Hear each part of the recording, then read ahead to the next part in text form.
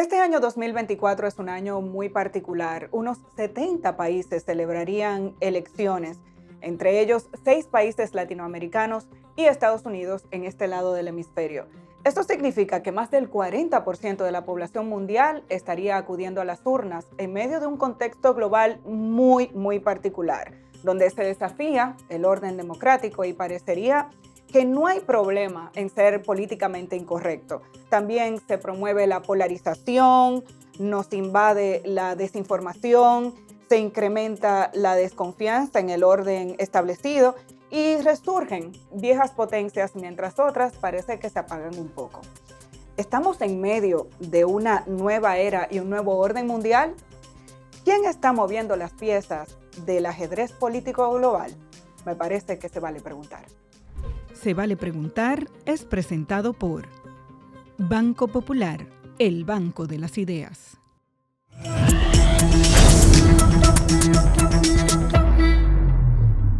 Este es un episodio muy especial porque es el cierre de nuestra primera temporada y hoy nos acompañan dos invitados muy especiales con los que pretendemos hablar ampliamente sobre este tema de la geopolítica. Nos acompaña Iván Ernesto Gatón. Iván es licenciado en Derecho con título en Maestría en Estudios Diplomáticos. Tiene un diplomado en Estudios Avanzados de la Universidad Complutense de Madrid, España. También una maestría en Ciencias Sociales con mención en Asuntos Asiáticos de la Universidad de Tamkang en Taiwán. Y en la actualidad es cursante del doctorado en Estudios Avanzados en Derechos Humanos en la Universidad Carlos III de Madrid, España, además de que es un reconocido analista de temas internacionales de la República Dominicana y docente universitario. Iván, gracias por aceptar esta invitación. Para mí es un grato placer estar contigo. También nos acompaña Elvin Calcaño Ortiz, también politólogo dedicado a la investigación, a la consultoría y a la docencia universitaria, magíster en teoría política por la Universidad Complutense de Madrid, en España. Actualmente se desempeña como asesor político en varios países de Latinoamérica, también en la República Dominicana, y se desempeñó como coordinador académico de la Escuela Diplomática del Gobierno de Puerto Rico y director de Relaciones Internacionales de la Universidad Nacional de Educación de Ecuador. Elvin, bienvenido. Un honor estar aquí, Amelia. Bueno, en esta jornada, como decía hace un momento, pretendo que analicemos y que tengamos una conversación sobre el contexto político global. Parecería que se están moviendo las fichas de una manera diferente. Me pongo a analizar la Guerra Fría, el final del siglo pasado, después los atentados del 11 de septiembre, y es como que vamos teniendo bloques. Sin embargo, en este momento, año 2024, parece que el mundo está muy convulso. Es como si hubiera cambiado el paradigma de democracia. Yo quisiera que empezáramos por ahí, ¿no? Estamos viendo el mundo de una manera distinta. ¿Qué es lo que nos está chocando, Iván? No, es algo que se veía venir. Estamos en un cambio de época. Después de haber tenido un mundo bipolar, que fue el mundo que surgió de la Guerra Fría, entramos a un periodo de hiperhegemonía de Estados Unidos. De ahí que teóricos como Francis Fukuyama hablaran del final de la historia. Y un hombre siempre muy lúcido, preclaro, como Samuel Huntington, hurgando sobre ese triunfo de la democracia y ese triunfo del libre mercado, eh, sacó una teoría y dijo, no, estamos equivocados, es todo lo contrario. Ahora nosotros lo que vamos a tener es una lucha en los ámbitos culturales y no necesariamente eso que plantea Fukuyama es lo que se va a concretizar y lo estamos viendo en el mundo actual. Es decir, vemos un mundo en el cual los bloques que se están disputando están arraigados sus gobernantes en base a los preceptos culturales y esos preceptos culturales vienen por la religión. Putin no se puede ver fuera del mundo ortodoxo. No se puede ver a Narendra Modi en la India fuera del hinduismo, no porque sea del Bharatiya Janata Party, que es un partido nacionalista hinduista, sino porque esa es su configuración. No podemos ver el mundo islámico fuera de los preceptos del Islam. Entonces uno se pregunta cómo es posible que el mundo occidental haya sido tan ingenuo de pensar que era verdad, que iba a poder expandir esos preceptos que son democráticos y el tema del libre comercio, donde vemos entonces que hay un proceso de desglobalización. Ahora hablamos de nearshoring incluso, o de friendshoring. Es decir, yo voy a tener comercio con el que me queda cerca, con el que sea amigo mío. ¿Por qué? Porque estamos en un mundo que cambió. Y ese mundo es el mundo multipolar. Sí, yo pienso hay varios elementos, ¿no? que explican y le dan, digamos, significado a lo que está ocurriendo hoy día. Por un lado está, que me parece clave, el elemento de la neoliberalización del mundo que ha ocurrido en los últimos 30, 40 años y que ha tenido un impacto significativo en Occidente, que es a partir de lo cual me parece metodológicamente ver desde Occidente este tipo de, ¿no? los fenómenos que están ocurriendo en términos, ¿no? de reconfiguraciones geopolíticas, etcétera. Este proceso de neoliberalización los últimos 30, 40 años implicó un cambio de consenso político-ideológico al interior de las sociedades occidentales, sobre todo el Atlántico Norte, ¿no?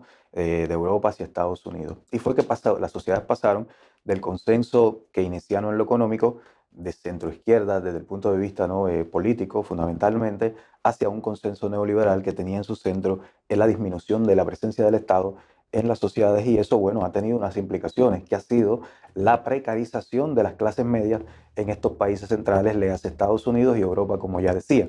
Ese proceso interno, al interior, quiero decir, de estas sociedades, la precarización de las clases medias ha corrido la política dentro de esas sociedades hacia los extremos, donde han emergido las interpretaciones y los lenguajes políticos de tipo existenciales. No se puede entender por ello, desde fuera de ello, quiero decir, a un Donald Trump en Estados Unidos, a una Marine Le Pen en Francia, sin ese elemento. Y creo que es clave porque luego tenemos que a partir de ahí ver el fenómeno que está ocurriendo con la migración y otras problemáticas dentro de esas sociedades. Entonces, eso por un lado, las sociedades que, sobre todo Estados Unidos, que gestionaban ese sistema mundo, como decía Wallenstein, están teniendo unos problemas y unas crisis claves dentro de sí. Y por lo tanto, desde ahí vemos que las respuestas que estas sociedades hoy día son capaces de dar en un escenario geopolítico de reconfiguración no son las mismas que podían dar hasta los años 70 y 60 del siglo pasado. En ese término de la precarización de la clase media me llama la atención porque en este momento incluso estamos viendo un choque entre lo que promovía el socialismo, ¿no?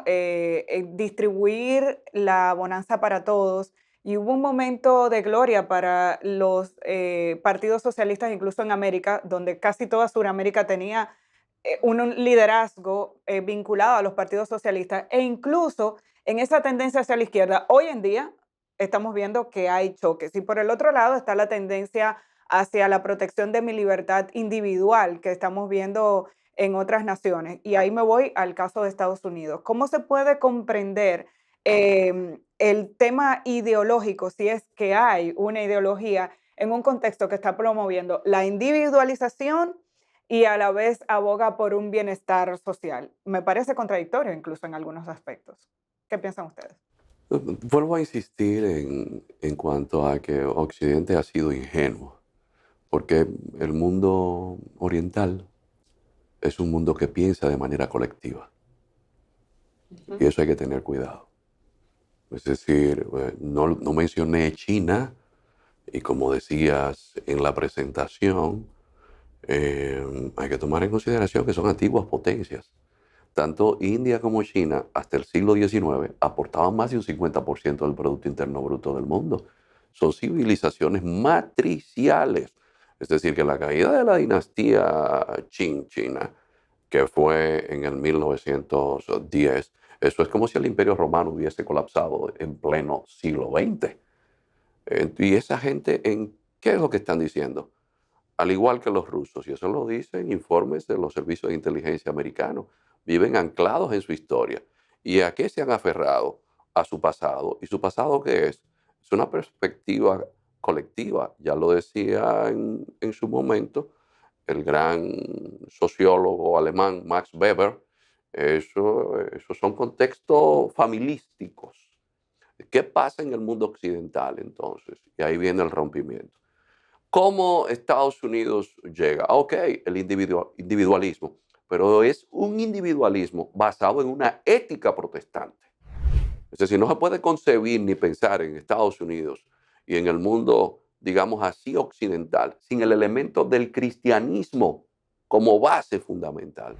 Pero ¿qué sucede? Hay una serie de promoción de valores y de referentes que han roto esas sociedades. Eso es lo que explica un Donald Trump. Un Donald Trump no llega al poder, no es solamente por la precarización en Estados Unidos, porque se hayan ido las empresas a China, no, es un nicho de mercado. ¿Cuál? El nicho del mercado espiritual. Oh, ¿y qué es Estados Unidos si no es white, anglo-saxon and protestant? Blanco, anglosajón y protestante. Ay, ¿y qué hace Trump? Ahora yo soy el adalid de los protestantes. ¿Y qué sucede con una sociedad que está promoviendo agendas LGTB, etcétera? En el mundo musulmán se puede permitir eso. En China, en China eso no se puede. En China incluso han prohibido, en esa perspectiva confuciana, incluso los afeminados no pueden estar en la televisión. Eso se queda lo de la sexualidad en el ámbito privado. De ahí no sale. En la India, ¿qué hacen? Suben los valores hinduistas. Pero, ¿y qué sucede ahora? Occidente, ¿por qué hegemonizó? Por un elemento fundamental que lo explica el propio Wallerstein, tecnología. Ah, pero usted decía fuera de cámara que la mayoría de los CEOs del ámbito tecnológico, ¿de dónde son? Son de la India. Los números que nosotros utilizamos, que son los números llamados arábigos, no son arábigos nada, son de la India. Lo que pasa es cuando se da la expansión musulmana, los musulmanes que llegan allí aprovechan y dicen, oh, mira qué bien, porque no había forma de hacer un cálculo bien con los números romanos, que no manejaban el cero. Pero entonces la India ha perdido el referente de sus tradiciones. ¿Y qué le pasa a India? ¿Qué le pasa a China? Que dicen, no, pero nosotros fuimos potencia. ¿Y cómo perdimos ser potencia? Porque llegaron los occidentales. ¿En base a qué? A que tenían tecnología en el ámbito armamentístico. El que tiene tecnología impone luego las reglas de vida. Ahora, ¿en qué mundo nos encontramos? En el capitalismo de la vigilancia, que es a través de las redes. Ahí es que están creciendo más los negocios. Ahora, ¿quiénes están detrás de esto? ¿Quiénes están detrás? Oh, aquí tenemos que desde que vamos a Palo Alto, en Silicon Valley, vamos a ver gente de la India, vamos a ver gente de China que están en Shenzhen. Entonces tenemos un elemento que nunca lo habíamos pensado. Convergencia tecnológica, porque los chinos ya desarrollan tecnología 5G. Están hablando de 6G, que es inteligencia artificial aplicada al Internet de las cosas. Pero aparte de la convergencia tecnológica, es un tema fundamental que plantea el futuro de la humanidad desde una perspectiva geopolítica universal. Demografía. Europa es el 7% de la población mundial. Uno habla, China. y China solo tiene tiene 2 veces la población que tiene Europa. Entonces, por India tiene más población que China. No nos estamos dando cuenta que hubo un terremoto en el planeta, que ya es esa perspectiva que nosotros venimos usando, que es la perspectiva occidental. No, ya Occidente no está determinando el mundo. China por sí solo. Entonces sí está cambiando, digamos, el tema del poder, el poder de las potencias. Por ejemplo, yo analizando lo que hemos visto en la historia reciente y tan reciente en los últimos años, me voy a lo que le acaba de pasar a Estados Unidos con Afganistán.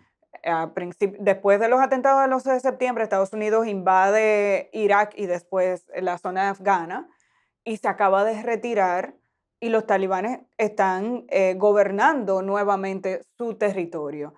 Es difícil entender eso si no nos vamos al análisis que está haciendo Iván. Está cambiando otra vez el orden de poder a nivel global. O sea, e incluso me atrevería a preguntar, ¿está tambaleando el poder de los Estados Unidos en el contexto global? Yo matizaría algunos elementos de eso. Estados Unidos todavía sigue siendo la sociedad más innovadora del mundo. De hecho, en Estados Unidos actualmente hay aproximadamente 300.000 chinos estudiando, de los cuales, según el histórico, se van a quedar como un 10 a 12% se van a quedar en Estados Unidos o bien en empresas occidentales situadas en otros lados. Si bien si están esos 17 CEO que son de origen indio, como el director de Alphabet, que es la matriz de Google, etcétera, el de Microsoft también, son de la India, estos 17 CEOs de las empresas, principales ventas de empresas tecnológicas del mundo. Pero para el interés que ellos trabajan y la concepción de mundo para la que trabajan todavía es una concepción de mundo occidental. Entonces yo matizaría varios elementos. Por otro lado, todavía el dólar una moneda hegemónica a partir de la cual se hace más del 80% de las transacciones internacionales. Estados Unidos tiene a través de las finanzas y el dólar una capacidad coercitiva que ningún país todavía ni siquiera tiene cerca. Estados Unidos puede a través de bloqueos y sanciones poner en situación complicada a la mayor parte de países del mundo, si bien no puede hacer lo mismo Y tenemos que hablar inglés a nivel internacional y para sigue, entendernos. y sigue siendo el idioma Esto también es una forma y la de... matriz cultural estadounidense, el país que produce las películas que ve todo el mundo, etcétera. Hay una serie de elementos que yo diría ahí matizar. Sí, pero por otro lado, que Iván desarrollaba el tema de Occidente, yo tengo una opinión, una perspectiva un poco diferente, dado que Occidente, cuando uno lo entiende desde una perspectiva crítica, su desarrollo histórico, Occidente no se hace a sí mismo, ¿no? Como plantea muy bien la teoría descolonial que empieza a desarrollarse en América Latina con Enrique Dussel, Quijano y todo este tipo de autores situados sobre todo en la UNAM en México. Occidente no se crea a sí mismo. Occidente se crea a partir de la relación con el otro. Occidente se funda luego del llamado descubrimiento, que realmente es una colonización del Nuevo Mundo, ¿no? Que también tiene un problema utilizar ese término porque ya había un mundo que existían, había unos mundos que existían acá.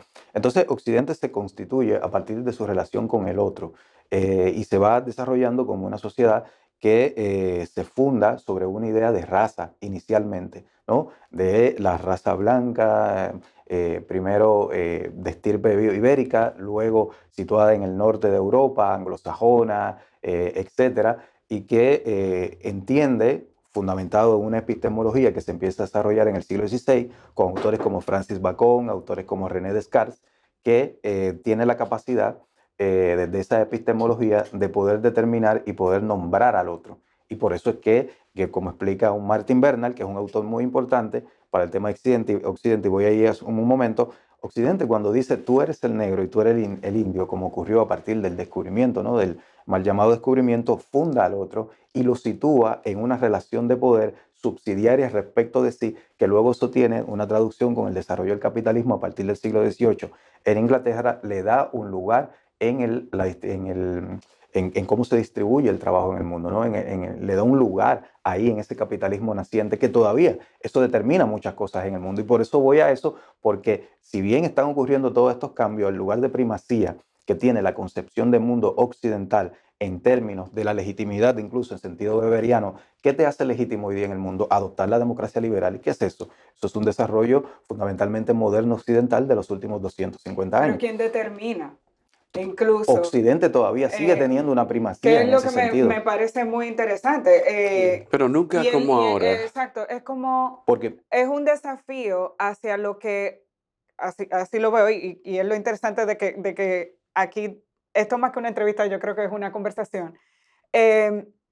Parecería que se reta ese concepto de lo que es políticamente correcto y de lo que es democrático no solamente al analizarlo en el contexto de Estados Unidos, Rusia, China, que me gustaría que lo viéramos, sino que también en América Latina estamos viendo cómo surgen propuestas como la de Milei sí, o la del Salvador con Bukele, ganan elecciones y en algún momento también ha habido procesos cuestionados, pero como con una popularidad hacia propuestas que retan y desafían lo que hasta ahora consideramos como políticamente correcto dentro de la democracia.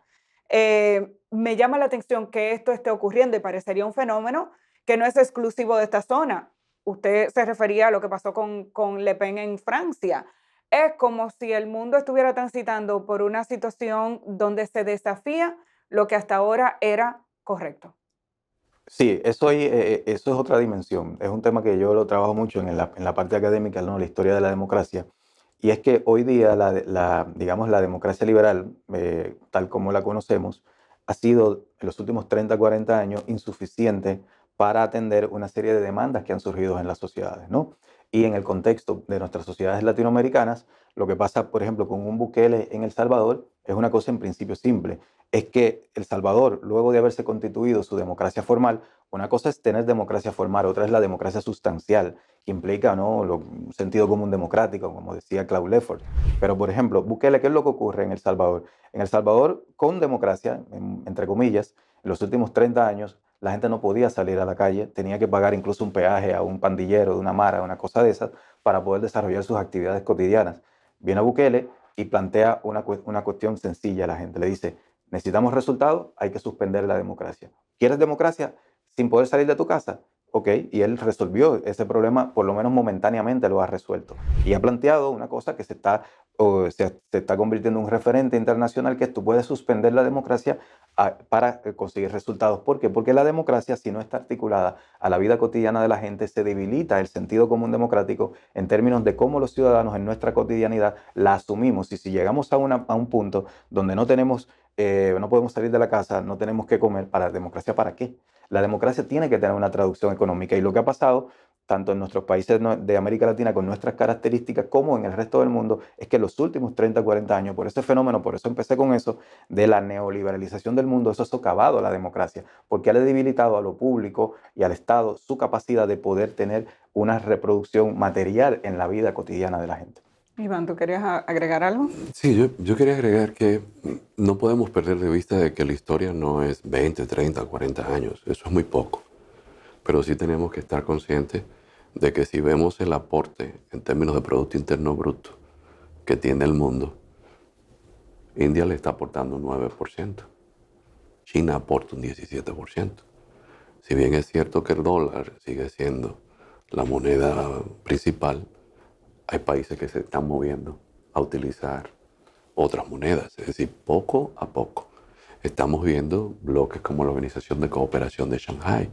No hubiese sido posible lo que sucede en Venezuela sin el apoyo económico de China, sin el apoyo militar de Rusia, pero sobre todo poder tener China dinero para poder apoyar a regímenes que estén acorde a su visión del mundo.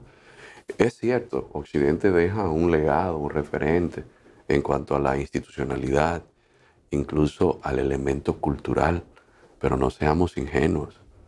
Todo esto desde una perspectiva histórica nos está demostrando que Occidente ya no es lo que fue en un momento dado, a un punto tal que uno mira a Vietnam y uno dice, pero Vietnam fue una colonia de Francia. Pero sucede que Vietnam le aporta al Producto Interno Bruto del mundo en un régimen comunista un 1.5%, igual que lo que le aporta a Francia. Es decir, el planteamiento es que ya el mundo no está donde estuvo. Esa es la realidad y lo demuestran los números. Y la democracia, lamentablemente, está en cuidados intensivos. Es decir, todos esos valores que nosotros hablamos de democracia, y usted lo plantea, pero es algo que está estudiado. En América Latina, hace mucho que las encuestas que se vienen dando indican que la gente decía, yo prefiero dictadura siempre que me dé seguridad y siempre que me dé empleo. Eso hace mucho tiempo sí, pero ya. eso era en el Latinobarómetro. En el Latinobarómetro. Pero nunca ha pasado de más de un 25% No, de la gente que ha dice aumentado eso. a más de un Nunca ha pasado. 45%, de hecho. Todavía incluso en nuestro país, una parte mayoritaria de la gente sigue diciendo que la democracia es el mejor régimen. Y Sin yo no soy un embargo, defensor a ultranza del régimen democrático liberal como está planteado. Pero sí, por eso yo digo que si bien yo comparto en lo esencial lo que está diciendo Iván en términos del recorrido que está, incluso lo comparto desde un punto de vista de convicciones, pero lo que yo digo es que eso hay que matizarlo, porque esos procesos históricos además de que toman tiempo, sin lugar a duda 20 y 30 años no son suficientes, pero sí marcan tendencias y sí configuran incluso elementos subjetivos y estructurales dentro de la sociedad. Entonces yo lo que digo es que esas cosas tenemos que matizarlas y verlas a partir de fenómenos que están ocurriendo al interior de sociedades como Estados Unidos y Europa. y quiero que vayamos quizá evaluando algunas situaciones particulares de países que por diferentes razones son cercanos a nosotros, pero a propósito de ese dato que da Iván, precisamente la revista Nat Geo en España publicó un dato basado en World Values Survey que dice que el 72% de los latinoamericanos desconfía de las elecciones y un 71% desconfía de la prensa. Más de un 60% estaría de acuerdo en ser gobernado por un líder fuerte que no tenga que preocuparse. Esa es una publicación reciente, hace un mes o dos. Me llama la atención porque el número precisamente me pareció sumamente elevado. Hablemos del fenómeno Donald Trump, de manera específica, ¿verdad? ¿Cómo se puede entender la situación por la que está atravesando Estados Unidos en este momento? Donald Trump incluso no es un republicano de por sí, es una figura que es extra partido. ¿Cómo se puede comprender que en este momento tenga tantas posibilidades de ser presidente de los Estados Unidos?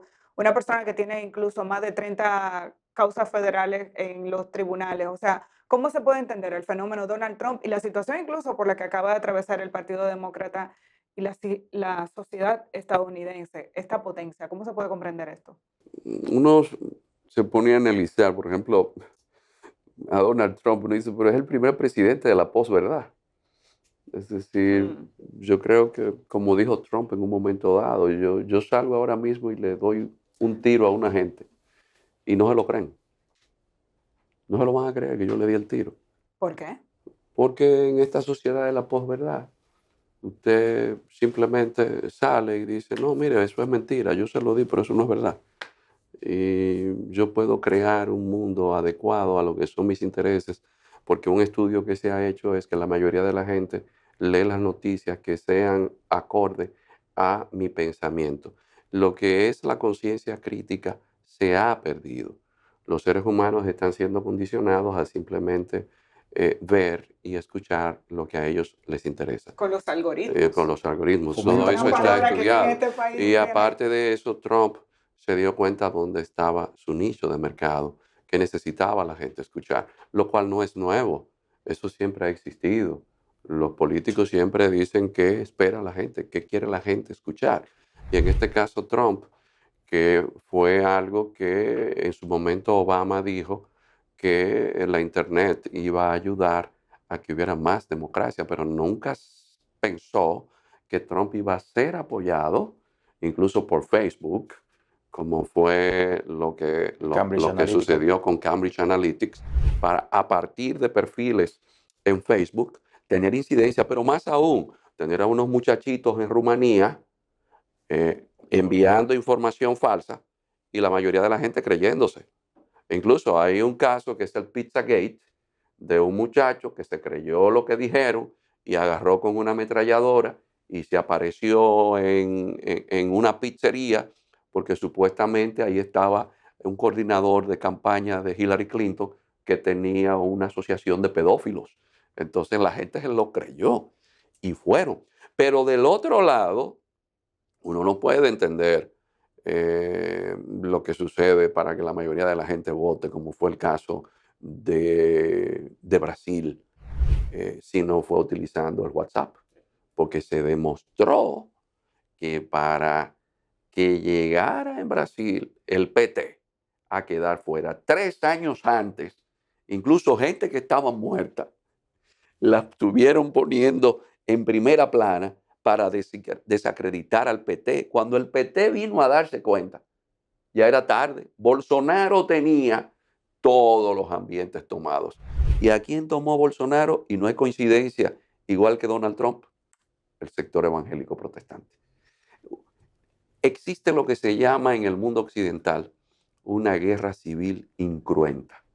¿Incruenta en qué? No es en base a valores ideológicos políticos, sino en base a valores ideológicos, morales, religiosos. Existenciales. Sí, hay varios elementos ahí también de eso que señalaba Iván. La clave de Donald Trump es que detecta, sin que los demócratas se dieran cuenta, que la clave para ganar una elección en Estados Unidos, por lo menos en el 2016, no estaba en el centro político. Históricamente en Estados Unidos ocurría lo siguiente, están los demócratas y republicanos, que como explica George Lakoff, que es un autor muy importante para entender no cómo se configura el tema político electoral estadounidense, él dice fundamentalmente el norteamericano tiene dos marcos mentales que se lo van construyendo desde la escuela y en la vida cotidiana. Uno tiende a lo conservador y uno tiende a cuestiones más progresistas, de protección, de que hay que preocuparse por el más pobre, y otro tiene el otro marco mental tiene que ver con la disciplina, que cada quien pague lo que puede, cada quien trabaje, etc.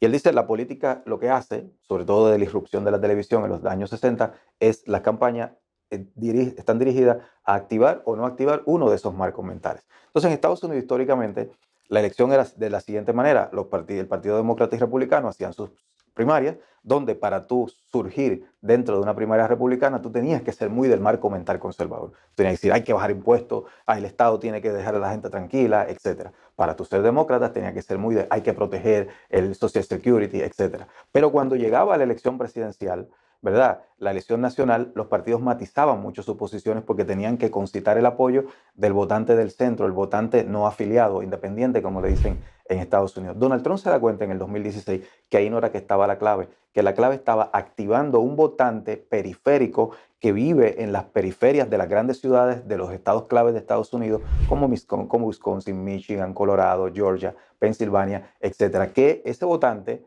por la proceso que había tenido en los últimos años de precarización y de que veía a los demócratas mientras se precarizaba él defendiendo cosas que para él no tienen que ver con su vida cotidiana, de diversidades sexuales, migrantes, etcétera. Él decía, pero esta gente que tiene que ver conmigo, ese votante blanco de ese tipo de sectores. Y Donald Trump dijo, es con esa gente que hay que conectar. No se lo dijo Donald Trump, se lo dijo Steve Bannon, que es el gran estratega detrás de Trump, que había testado eso a través de estudios con algoritmos, de ver encuestas sectorizadas. Y entonces Trump hace una campaña para conectar con ese votante y derrota a los demócratas en el colegio electoral, no así en el voto nacional, porque él necesitaba era ganar el colegio electoral. Fue estratégico totalmente, donde ganó los votos. Ahora, el contexto electoral ha cambiado un poco y en este 2024 vemos incluso una tendencia de latinoamericanos que apuntan a votar a favor de Donald Trump, pese a sus expresiones en contra de la inmigración, por ejemplo. También vemos a votantes negros en un país donde la división por raza y color es tan marcada, incluso a mí a veces me choca bastante, viniendo de un país más mestizo como República Dominicana, pues me choca mucho cómo la sociedad estadounidense divide tanto lo cultural, los colores de la gente, y vemos una tendencia cada vez mayor de votantes latinoamericanos o African Americans, como le dicen, votantes negros que apuntan a votar por Trump. ¿Cómo se puede explicar esto en el contexto de un candidato que incluso ha criticado estos sectores? El tema, como decía al inicio, no es un tema de tintura de la piel. Sí, Obama puede tener el color negro, pero el software que tiene instalado es de blanco. Es hijo de una señora con un PhD. Su papá puede ser de Kenia, de color negro, pero tenía un PhD y no en ciencias ocultas. Es decir, un asunto es lo que usted tiene de color de piel y otro lo que usted tiene aquí en la cabeza. Esos afroamericanos ven los valores que Trump está promoviendo. Esos latinoamericanos son los primeros que están en contra de una inmigración ilegal de gente que llega y ¿qué hacen? ¿A qué se dedican? A lo que ellos hacen. Hay algunos que no se dedican a los trabajos más santos. Mm. Hay muchos que, por ejemplo, Estados Unidos ahora mismo tiene una situación con pandillas, como las propias maras salvatruchas, que afecta a los propios ciudadanos hispanos. ¿Y qué hace Trump cuando asesinan a una jovencita en Nueva York, gente de la mara salvatrucha? Va y visita a la familia de esa muchacha. ¿De dónde es la familia? Hispana. Un asesinato que hubo recientemente en Texas, lo cometieron dos jovencitos venezolanos que entraron ilegalmente a Estados Unidos. ¿Y qué hace Trump? Simplemente en esta sociedad del espectáculo, donde lo que aparece en la red, la gente no se sienta a digerir bien, piensa que todos esos inmigrantes son criminales y lo ponen por ahí. ¿Y Trump qué hace? No, Trump va y se solidariza. Entonces Trump lo que ha hecho es identificar. No es un tema de color de piel, es un tema del pensamiento, de la estructura. Y Trump ha sabido llegar allí. Y el planteamiento de Steve Bannon no se queda en Trump, porque Steve Bannon entonces ayuda a toda la ultraderecha en Europa. Y ahora se dice que, Le Pen perdió. No, Le Pen no perdió. Le Pen aumentó más de 3 millones. Hay que prepararse para pelear con ella en las próximas elecciones. Hay que prepararse en Alemania para la extrema derecha que sigue subiendo. Y hay que ver quién está gobernando en Italia, que viene de la derecha. También. Es decir, vamos a seguir viendo esos movimientos basados en qué? No, en cuáles son los valores que tú tienes. y a partir de ahí yo te voy a captar. ¿Hay una coincidencia en ese estilo en lo que ha pasado en otros países de Latinoamérica, por ejemplo, o ya citabas Italia y ese movimiento también en Francia? O sea, están apuntando más o menos hacia el mismo estilo. Vemos a Milei, Bolsonaro fue presidente en Brasil, pero digamos que están amparándose en los mismos tipos de principios. Sí, tienen una serie de elementos comunes, pero que cada uno a su vez se explica dentro de dinámicas internas de las sociedades. Por ejemplo, la ultraderecha europea está muy vinculada a la emergencia del problema migratorio dentro de los países europeos.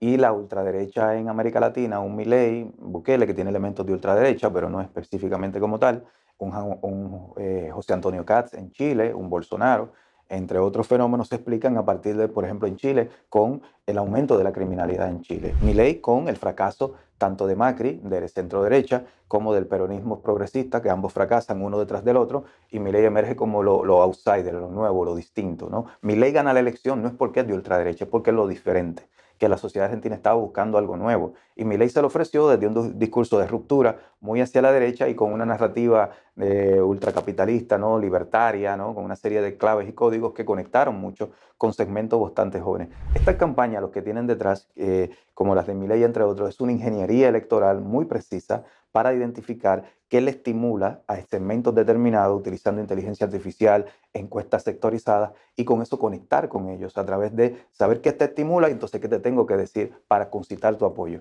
Entonces, lo que han descubierto es que en sociedades fragmentadas, donde tú tienes una Argentina que es fracaso Macri, y luego viene el progresismo y fracasa también, bueno, vamos a presentarle a los jóvenes que vamos a romper con todo. ¿Cómo vamos a romper con todo? Diciéndole que son una casta, que son unos ladrones y que no los voy a respetar a ninguno de ellos. Entonces, ¿qué pasa? Que se está ocurriendo que la gente ve desde una mirada muy centrista, tradicional, y la gente dice, wow, está insultando, eso no va a poder ganar, porque la gente, no, es que él tiene que insultar para generar lo que él necesita generar. Eso está estudiado. Claro, que es que la gente quiere romper con las cosas porque no le están generando resultados. Entonces, Donald Trump tiene parte de esos elementos. Y es clave, por ejemplo, el apoyo latino a Donald Trump, que está, bueno, en Arizona hoy día cerca del 35% de las personas latinas van a votar por Trump según las encuestas, lo cual compromete mucho la elección para los demócratas, dado que Arizona, dentro del colegio electoral estadounidense, va a ser decisivo en esta elección. Ahora, Entonces, con esto termino, Trump lo que está haciendo es conectar con intereses ideales y valores de parte de la población latina. Que ojo, el voto latino en Estados Unidos no es monolítico. No es lo mismo un dominicano de Manhattan que un salvadoreño de Arizona o de Nuevo México, que un salvadoreño de estos evangélicos, que tienen un mexicano, que son católicos, un salvadoreño que vienen con una historia detrás de guerrillas y de mucho sufrimiento en sus países, la gente nuestra que tiene otra historia. Entonces, cuando se habla del voto latino en Estados Unidos, yo lo primero que digo es, ¿qué latino me estás hablando? Okay. Porque no son iguales todos. Entonces hay que verlo por estado y en función de eso decir, bueno, Donald Trump aquí tendrá más posibilidades, Kamala aquí más posibilidades con su discurso. Pero ver un elemento es importante Ajá. con relación a las elecciones y Trump. Exacto.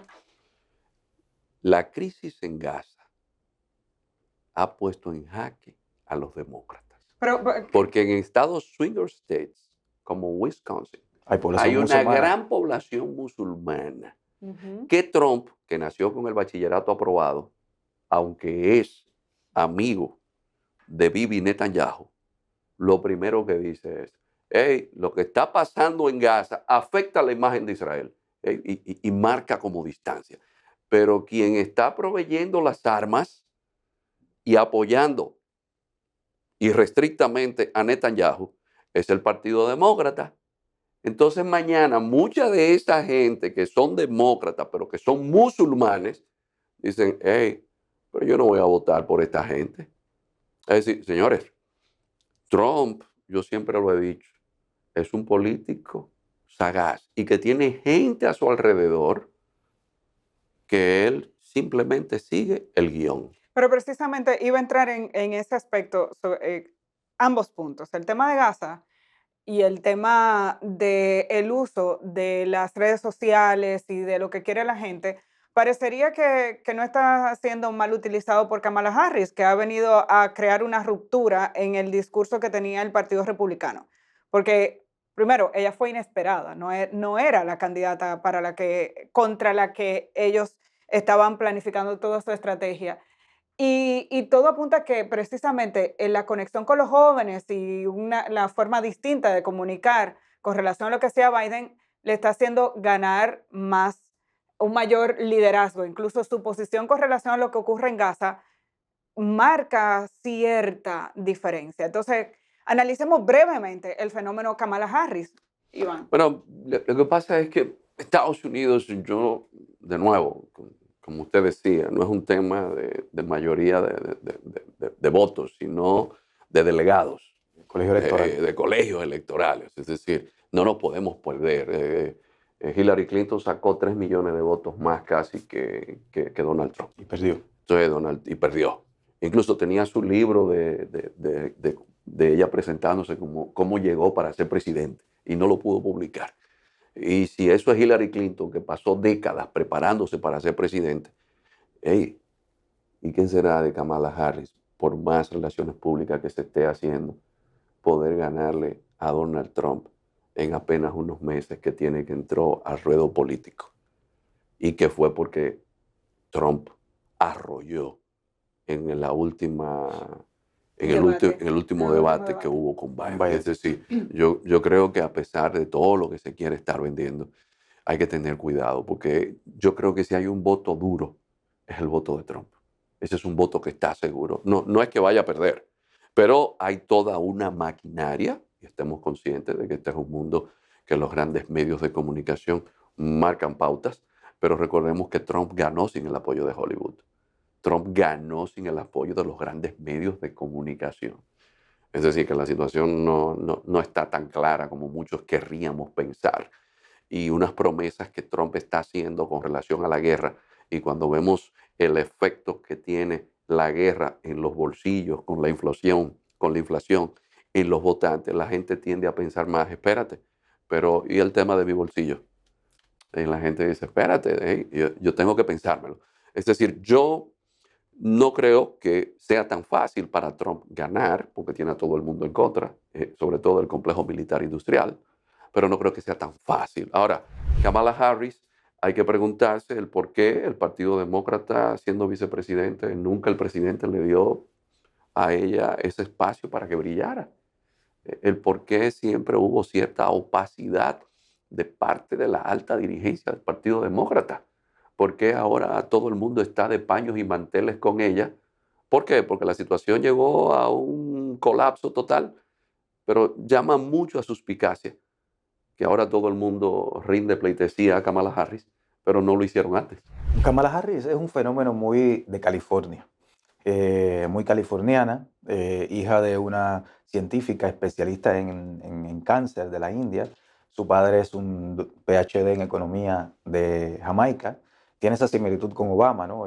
Hijos de personas que fueron PhD en economía, que llegaron como migrantes a Estados Unidos, que no eran cualquier migrante, en ese sentido. Ahora bien, Kamala, a mí me parece que Kamala, cuando yo analizo su campaña, ella está haciendo lo que tiene que hacer dentro de las campañas políticas, son para generar efectividad. Como yo le he explicado en algunos escenarios de consultoría, candidatos y candidatas, las campañas no son ni para educar, ni para que tú te veas cool, ni chévere. Las campañas son para generar efectividad y ganar. Entonces, Kamala Harris, ella lo que está haciendo es aplicar lo que tiene que aplicar realmente, que es concitar una coalición étnico-demográfica para poder derrotar a Trump dentro de los estados claves. Esa coalición se constituye desde el 2008 con Obama, jóvenes, personas de las diversidades sexuales en Estados Unidos que tienden a ser demócratas, pero que no votan, y que cuando votan decisivamente mueven cosas en algunos estados, mujeres y la clase media más ilustrada, más educada, en ciudades como Milwaukee, como San Luis, que va a ser decisivo para que en ese estado puedan ganar los demócratas. Entonces, Kamala, cuando uno ve, por ejemplo, el discurso que ella dio en la cierre de la convención, fue un discurso que trató de conectar con todo eso. Le habló a las diversidades, le habló aquí, le habló allá, a la población afroamericana, más tendente al Partido Demócrata. Entonces, yo lo que veo en ella, que es una campaña corta, donde no va a tener mucho tiempo, está haciendo lo que tiene que hacer, que es concitar esta coalición para poder derrotar a un votante del trumpismo y de Trump, que es muy movilizado. Puede pasar un tornado y se le puede ir la casa y ellos van a ir a votar. Ahora, el votante demócrata, esa coalición que necesitan, no vota tanto. Por eso Kamala, si bien yo creo que ella ha logrado equilibrar las encuestas, sobre todo cuando uno ve las encuestas en los estados clave, ella está bien en el sentido de una tendencia buena, no que va a ganar por eso, pero está por lo menos peleando, y Biden estaba fuera de carrera porque Biden daba pena, y Kamala está en pelea. Entonces, ella está haciendo lo que tiene que hacer. Ahora, que eso vaya a ser suficiente, yo tengo algunas dudas entre ellas por el asunto de Gaza, que como señalaba Iván, le va a socavar votos en estados como Michigan, donde hay incluso alcaldes musulmanes en ciudades que tienen 80.000, 100.000 habitantes, de los cuales votarán unos 30.000 y pico, 40, que pueden decidir en la elección en ese estado. En Entonces, este, ella tendrá ese tipo de dificultades que habría que ver. en este momento en el mundo, precisamente, estamos siendo observadores de dos conflictos bélicos importantes. Lo que está pasando entre Israel y Gaza y lo que está pasando en Ucrania con Rusia. Y parecería que los medios internacionales, las grandes cadenas internacionales incluso fueron retadas a ampliar su mirada con relación a lo que ocurre en Gaza, porque en principio, y por razones evidentes, o sea, hubo una incursión de Hamas en territorio israelí, secuestro de personas que vivían en diferentes hogares y diferentes zonas de Israel, trajo como consecuencia una conmoción, pero la manera en que han sucedido los hechos a partir de ahí han hecho que se amplíe la mirada porque inicialmente el discurso estaba de un solo lado. Pero la sociedad en sentido general parece que tiene dos miradas distintas. Se conmueven cuando pasa algo en Ucrania y muere un civil, pero estamos viendo decenas, cientos, miles de muertos en Gaza y la manera en la que titulamos o le damos seguimiento a esos temas es totalmente distinta. Parecería que no son personas de la misma calidad ni que no son seres humanos. Y me atrevo a decirlo abiertamente.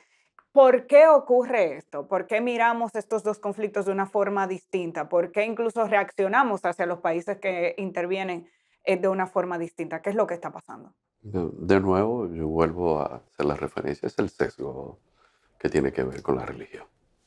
Cuando uno piensa en Israel, uno inmediatamente se dirige a la visión judeo-cristiana.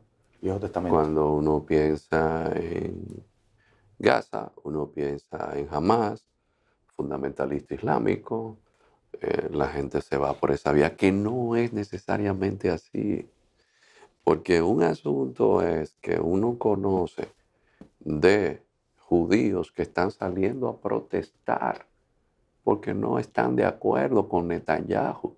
Un asunto es Netanyahu, que tienen problemas judiciales y que esta situación le ha caído, digamos así, de maravilla para que no sea sometido a la justicia. Y otro asunto es la situación de Hamas, que incluso Hamas es el resultado del propio apoyo de la extrema derecha israelí para debilitar a la Organización de la Liberación Palestina.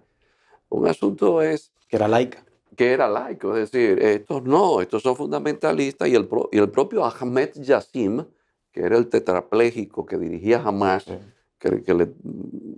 que lo eliminaron con un misil, que solamente quedaron restos de la silla de ruedas, era parte de ese juego político sucio, porque siempre hay unas cloacas detrás, que no está interesado en algo que quería un hombre como Isaac Rabin, que la propia viuda de Rabin no le acepta las condolencias a Netanyahu y dice: usted es los culpables de que mataran a mi marido, porque un hombre como Rabin estaba consciente de que había que llegar a un punto de acuerdo, de paz.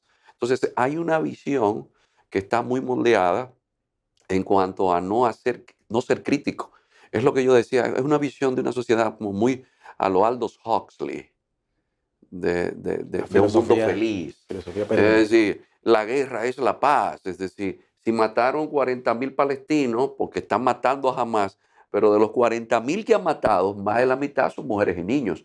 Entonces nosotros no nos sentimos mal porque los bombardeos están siendo en escuelas, en hospitales. Pero si es el de otro, no, señores, es que esta sociedad en la cual nosotros vivimos, los medios nos esclavizan y nos hacen perder el sentido de la conciencia crítica. Y esto moldeado muy por el pensamiento detrás religioso, que es muy dogmático, y bajo ese dogma se nos hace difícil que nosotros podamos ser honestos y diferenciar que no es un tema religioso, es un tema de lucha por el poder. Geopolítico. Es un tema de lucha por el poder. ¿Qué buscan Rusia y China? ¿Cuál es la posición en este ajedrez político que tienen Rusia y China? Y Iván hace un ratito mencionaba a Rusia y China cuando hablaban de Venezuela. ¿Qué intereses pueden tener Rusia y China en Venezuela, por ejemplo? ¿Qué papel están jugando en este ajedrez que estamos viendo nuevo? Ahí, solo rápidamente agregarle algo sobre lo de Gaza.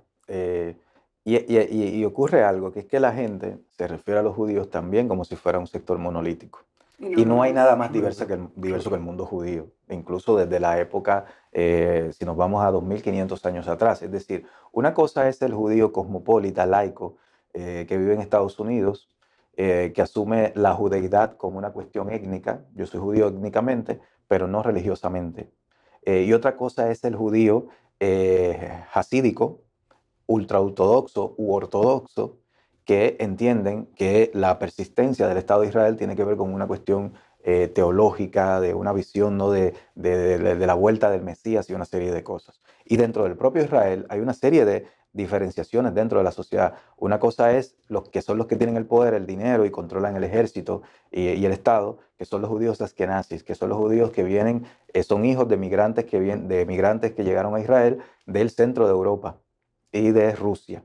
Otra cosa son los judíos Mizraim, que vienen de Irán, Yemen y de los países árabes que cuando se crea el Estado de Israel migran empezaron a ser muy acosados en el mundo árabe. Porque para Israel fundar ese Estado tuvo que hacer una guerra contra los palestinos que estaban allí en aquel momento. Y otras cosas son los judíos sefarditas. Es decir, hay una serie de cosas dentro del Estado de Israel que la gente tiende a ver, que creer que bueno, que es una sola cosa y si uno critica a Israel, porque tú eres antijudío, espérate, tú primero conoces a Israel bien para saber qué es lo que estoy criticando, si estoy criticando el sector ultraortodoxo militarista o estoy criticando el sector laico. Vamos a ver, la cosa es es mucho más compleja que lo que podemos analizar en unos minutos aquí, pero entonces, es importante saber que esas diferencias existen. Sí, y muchos de los judíos que están protestando son judíos del mundo laico, que les parece alarmante que en base a unos criterios religiosos se esté haciendo esa matanza en Gaza.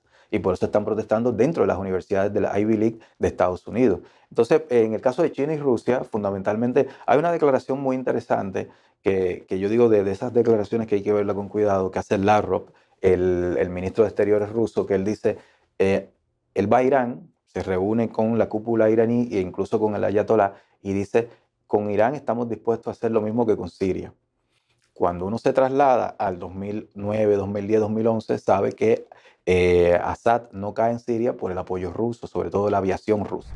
Entonces, esta gente están diciendo, si se va a una escalada entre Irán e Israel, vamos a apoyar a Irán para que no caiga.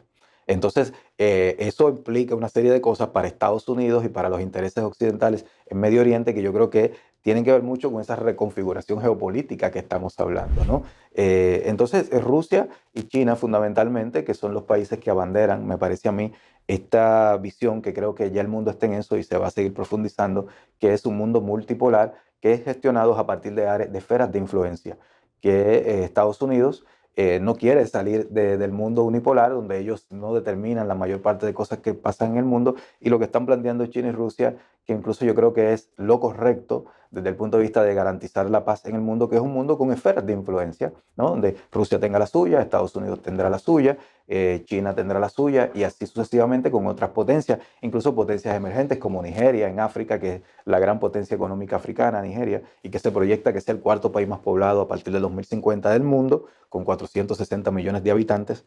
Entonces, Rusia y China lo que van a fomentar en cada uno de estos conflictos es que se profundice ese curso del mundo hacia un sistema multipolar, que eso contraviene los intereses todavía que hay en Estados Unidos y esa mentalidad imperial de que ellos tienen que determinar casi todo lo que pasa en el mundo y que los lleva a lo que ya les advertía Chomsky, a ver si Estados Unidos se va a ver una situación o hegemonía o sobrevivencia, les decía Chomsky, ¿no? Porque tenemos demasiados problemas internos como para poder querer estar pendiente a la último conflicto en el mundo. Resolvamos nuestros problemas, nuestra sobrevivencia y después veamos, ¿no?, las cuestiones de hegemonía. Pero hay un error garrafal.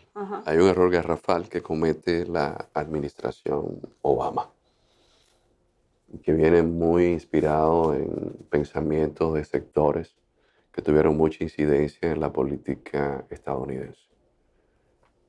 También una subestimación al peso que tiene la sabiduría de los años de experiencia.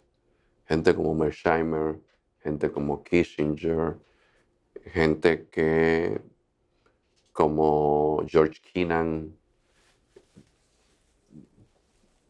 de décadas de influencia en la política exterior estadounidense, hablaban de no subestimar a Rusia. Sin embargo, la administración Obama lo hizo.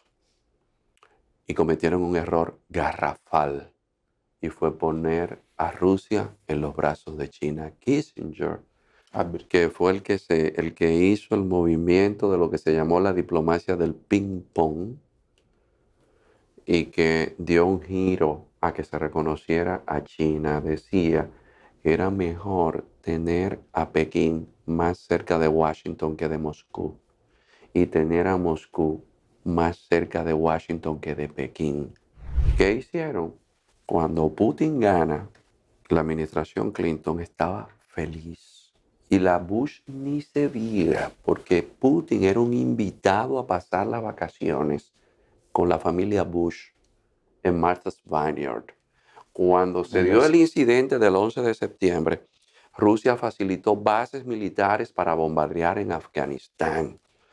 Putin era invitado a todos los sitios porque Rusia tiene una parte que es europea, y Putin estaba buscando ese acercamiento. Incluso pidió ser parte de la OTAN. Pero ese grupo, ¿qué decidió? Que es rusófobo. Que es rusófobo. El propio Kennan, que es el que diseña la política de la Guerra Fría. Hay un famoso documento que se llama The Long Telegram, o el telegrama largo. ¿Sabe qué dijeron? Que él era un amante de Dostoyevsky, Tolstoy, Pushkin, de la literatura rusa, que no había por qué hacerle caso. ¿Qué sucedió? Si mi enemigo natural, porque el enemigo natural de Rusia es China, comparten frontera. En la zona donde comparten frontera, Rusia tiene apenas 5 millones de gente, pero China tiene más de 100, que es en la provincia de Heilongjiang.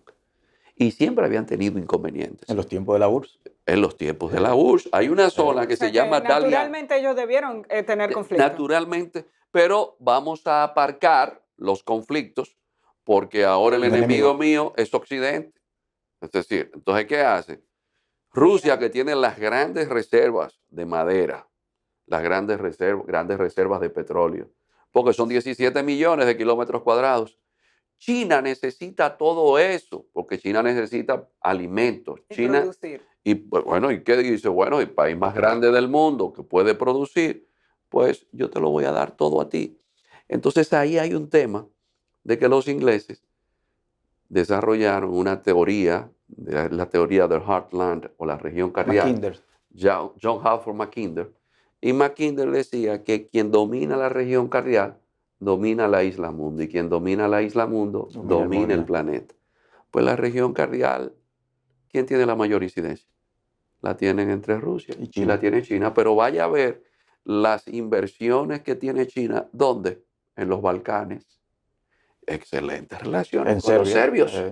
Es decir, Estados Unidos, la administración Obama, cometió un error estratégico garrafal, que lo van a heredar las próximas administraciones.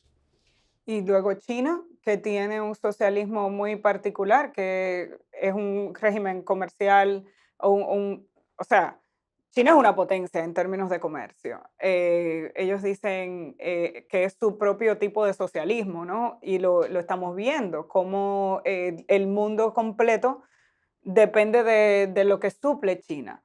Es como si ha entrado de manera silente a cada uno de nuestros países. Los latinoamericanos, Europa y todo el mundo depende de lo que China produce. Es más, yo he estado en sitios donde tú crees que vas a comprar un souvenir hecho por la gente de ese país, y vas a decir, hecho en China. El papel de China en este contexto, o sea, también tenemos que contar con China para todo a partir de ahora. China es un actor determinante ya geopolíticamente hablando, ¿no? Y en términos de la geoeconomía mundial, hay varios autores, ¿no? que desde la teoría marxista analizan China en este debate cansino, a mí me parece, ¿no? De si China es comunista o no es comunista. Y China es un estado comunista que gestiona empresas capitalistas. Eso es lo que es China, ¿no? Sí, bueno, sí. Que incluso eso, visto en una perspectiva de la propia dialéctica marxista, cuando uno estudia los Grundrises, ¿no? Que es una de las grandes obras de Marx, una obra inacabada, uno dice, espérate, China tiene elementos que incluso son de aplicación de la teoría marxiana, en el sentido, ¿no? De cómo redistribuir valor dentro de una sociedad sin salirse de la propia dialéctica del capital, que eso es lo que China hace, ¿no? Es un Estado que administra empresas capitalistas. De las 20 empresas más grandes de China, 16 son de propiedad pública. Algunas de ellas como BYD, que es ahora mismo la que está ganando la carrera por la fabricación de carros eléctricos, que le está ganando a Tesla. Por eso Elon Musk, ¿no? Que es un defensor del capitalismo ultranza, le dice a Biden, hay que ponerle arancel a esta gente porque, o sea, y el mismo Elon Musk, ahí está en los videos, en el 2008, 2009, él decía que era imposible que China pudiera competir en la industria de carros eléctricos con Estados Unidos por, él decía, los rezagos tecnológicos y una serie de argumentos. Ahora está pidiendo aranceles porque ya China le ganó la carrera por carro eléctrico. Entonces China es un actor fundamental, tiene población, tiene 1000 y pico de millones de habitantes. Está China desde, si tengo bien el dato, desde el año 2021 está produciendo más patentes que Estados Unidos en robótica, inteligencia artificial e ingeniería genética. Más patentes que Estados Unidos. Tiene, como decía hace un rato, aproximadamente 300.000 estudiantes en las mejores universidades de Estados Unidos, que luego un 70% de ellos vuelven a China. Y hay una anécdota que me decía, hay un mexicano que tengo el privilegio porque todavía vive, si bien ya está muy mayor de edad, que es Axel Dirickson. Él es considerado uno de los mayores expertos del mundo en términos de creación de universidades, institucionalidad para la educación superior. Yo trabajé con él en Ecuador y él me decía que él estaba asesorando al gobierno chino en la creación de 100 universidades. World Class University, un proyecto que empezó Xi Jinping hace como 11 años, hace cuando empezó. Y él me decía, mira, yo me reúno con los ministros chinos y con los empresarios. Él dice, a las reuniones chinas, cuando uno va con el sector público, están la gente que dirige la empresa, el empresario, está el miembro del Partido Comunista que es accionista en esa empresa y está en las autoridades públicas. Y él me dice, cuando yo les pregunto, ¿qué ustedes quieren con estas universidades? Y él me dice, bueno, yo esperaba la respuesta habitual, nosotros queremos los mejores ingenieros, nosotros queremos los mejores informáticos. Y yo les decía, nosotros queremos la gente que lidera el mundo, líderes. Nosotros queremos construir líderes. Y los chinos, por ejemplo, por eso están enviando estudiantes a la Universidad de América Latina. Uno va a la UBA en Buenos Aires y hay un montón de chinos. En la Complutense en Madrid, cuando yo estaba estudiando, yo tenía compañeros chinos. ¿Pero por qué vienen a las universidades para latinoamericanas? aprender español y saber cómo hacer negocio efectivamente con nosotros. Una Ok. anécdota. Y conocer el sistema político latinoamericano, nuestras culturas, nuestras tendencias, conocer nuestras élites para hacer negocios con nosotros en una proyección a 50, 60 años. Nos queda muy poquito tiempo, de por sí, yo creo que no nos queda ninguno.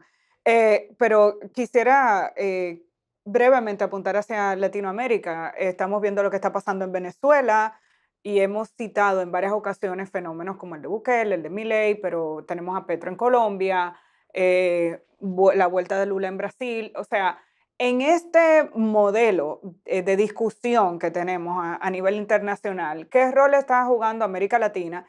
Y si podemos sacarle un platito aparte a lo que está pasando en Venezuela, pues se lo agradezco. Bueno, yo creo que América Latina lamentablemente no va a pasar de seguir aportando al Producto Interno Bruto Mundial el 8% que le está aportando. América Latina tiene unos rezagos muy fuertes en términos de educación de calidad. América Latina tiene un problema que todavía no queremos dar a conocer, y es que fruto de las desigualdades sociales y de los niveles de incidencia que tiene el crimen organizado en nuestras sociedades, nosotros tenemos en algunos países muertos como si estuviésemos en los tiempos de la Guerra Fría. Es decir, un país como Brasil, hay más muertos que en Siria al año. Que está en una guerra. Fruto de la delincuencia. Nosotros porque no calculamos en nuestros países. Pero si hacemos los cálculos, la mayoría son jóvenes también. Y América Latina, más que África, la desigualdad es mayor que en África. Sí. Por ejemplo, en América Latina hay unos niveles tales de incidencia del crimen organizado que la justicia no puede ser aplicada de manera eficaz. Hay países nuestros que se dan el lujo de que 70 aspirantes a ser profesores lo desaparezcan y 10 años después no se sepa ni dónde están. Entonces, esos rezagos vienen como un elemento fundamental que siempre hemos tenido. Primero es que en América Latina hay un fallo muy grande en la institucionalidad. América Latina tiene ese problema. Una educación que no es muy buena, nuestras universidades no son las mejores del mundo. Tenemos un problema de criminalidad muy grande. Tenemos también algo que es bueno resaltar. Nuestras élites políticas y económicas no se ponen de acuerdo en proyectos de países. No es un problema de recursos, porque recursos tenemos muchos. De sobra. El asunto está en que esas élites políticas y económicas se pongan de acuerdo para que esto redunde en beneficio de la mayoría. Sí, América Latina todavía no logramos superar muchas de las taras coloniales que tienen nuestros países, sociedades donde no solamente hay un tipo de desigualdad en términos económicos, socioeconómicos, sino incluso desigualdad en términos raciales, en términos, cuando uno va, y que yo por mi trabajo he estado mucho en la zona andina de nuestra América, uno va a Bolivia, Perú, Ecuador, uno se ve que todavía las poblaciones indígenas siguen viviendo en esas sociedades en el siglo, no sé, en términos no de rezago, de cómo son rechazados dentro de esas sociedades, las categorías raciales que existen dentro de esas sociedades, y así en casi en todos nuestros países de América Latina con sus distintos grados. Entonces somos sociedades que no logramos superar esas taras coloniales para poder encauzar nuestras naciones hacia un redil de desarrollo acorde a lo que exige el mundo de hoy día, que es tener sociedades extremadamente competitivas, con gente formada, con buenas élites y con buenas universidades, que es un ámbito que me gusta que lo destacara Iván. Yo he trabajado mucho en el tema de las universidades en América Latina, ¿no? Y nosotros solamente tenemos dos universidades que aparecen según los principales rankings, que es QS y el ranking Shanghai, que aparecen dentro de las 10 mejores del mundo. La UBA de Buenos Aires, la Católica de Chile a veces aparece, y la UNAM de México. No tenemos universidades de clase mundial en un continente con 600 millones de habitantes. Singapur, que es cualquier provincia de un país latinoamericano más grande que Singapur, Singapur tiene dos universidades entre las mejores 100 del mundo. Perdón, entre las primeras 20 del mundo, tiene dos en el último índice QS, Singapur. Nosotros no tenemos ninguna dentro de esos 20 en América Latina. Entonces, sin buenas universidades, sin un sistema educativo articulado, por ejemplo, un estudiante de República Dominicana se le hace más fácil irse a hacer un máster en España que irse a hacer una maestría en Colombia, porque después no les reconocen los títulos. Allá Colombia tiene una legislación totalmente diferente, que aquí un lío tremendo. Bueno, ustedes son dos ejemplos, los dos han estudiado en Europa, específicamente en España. Claro, entonces en América Yo Latina. también. Claro, entonces Yo también. porque a veces es más fácil incluso. Son mejores universidades, y si a uno se le hace más fácil que irse a un país vecino, que uno va a estar cerca de acá. casa. Claro, entonces en América Latina, con esos niveles de desigualdad marcados por taras coloniales, sin buenas universidades, y que todavía somos una región subsidiaria de Estados Unidos, que eso también es muy importante. América Latina, hasta que no sea una región autónoma geopolíticamente hablando y dentro del concierto de las naciones del mundo, vamos a tener este lugar que tenemos, que es muy periférico en términos de aportación al PIB mundial, y en términos de, bueno, América Latina solamente participa, del último dato que vi, con menos del 3% de las patentes del mundo.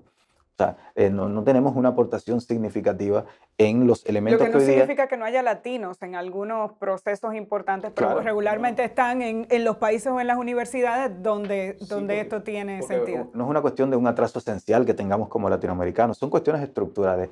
Ninguna sociedad, por una cuestión étnica ni nada de eso, es mejor que otra. Las sociedades tienen elementos que las constituyen: disciplina, una cultura, una historia, y nosotros no hemos desarrollado en América Latina esos elementos para poder tener otro lugar, vamos a decir, en el mundo. Pero hay un inciso importante en esto, más que colonial, es un tema de los criollos, porque en la colonia habían gente como Franco, que es un sacerdote de la Universidad de Nuevo México, de lo que sea la Nueva España en México, que influenció a Descartes, o a un Garcilaso de la Vega, que era un indígena y era uno de los principales intelectuales en España. Sin embargo, los criollos que llevan la independencia son los que en Bolivia, hasta en 1952, en una sociedad que el 70% de la población es autóctona, no podían acercarse al Palacio Nacional.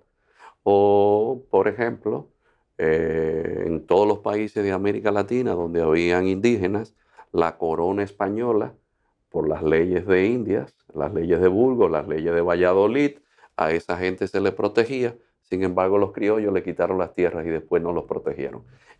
Exaltaron la figura de las civilizaciones precolombinas, pero no así a los descendientes de esas civilizaciones. Y los marginaron hasta hoy en esas sociedades. Bueno, en México hay una frase muy breve que dice, nos encanta lo indígena, pero el indio que esté muerto.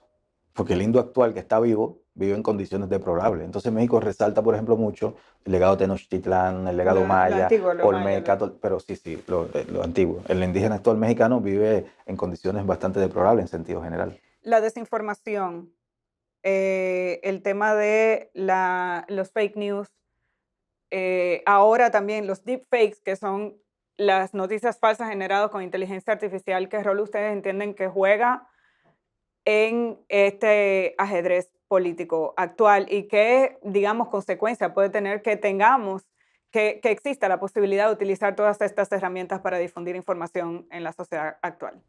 Yo tengo un problema muy grave, y es que como docente yo veo que nosotros hemos invertido el equivalente a más de 2 planes Marshall en educación, que es el caso de la República Dominicana. Y el 65% de la gente no comprende lo que lee. Imagínense que eso es información manipulada y la gente no comprende lo que lee. Imagínense ustedes en un mundo donde la gente ha perdido el sentido de ser crítico. Seguiremos siendo borregos. Porque ¿cómo usted va a tener criterios para discernir si me mienten o no? Y de hecho, ese alud de informaciones que recibimos, ¿para qué es? Es para que la gente esté más confundida. Si una El persona... rebaño desconcertado del que hablaba Chomsky, ¿no? Sí. Entonces, lamentablemente, yo creo que eso va a seguir teniendo más incidencia. Estamos en sociedades que lamentablemente yo no veo mucho futuro en ese sentido. Sí, eso sobre todo amenaza a la democracia, ¿no? La democracia, para que sea operativa, requiere cierto elemento de que el debate público se sustente en la verdad.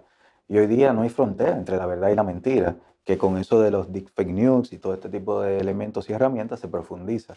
Entonces, yo estoy muy preocupado, yo digo que soy un optimista moderado en términos de hacia dónde caminan nuestras sociedades, porque cada vez la mentira, si bien la mentira siempre ha existido, siempre ha sido un elemento para la política, para el poder, pero nunca había tenido las herramientas que tiene hoy, y las sociedades cada vez menos críticas, que se creen cualquier cosa, cada vez menos elementos para poder comprender e interpretar la realidad y los elementos complejos que la constituyen.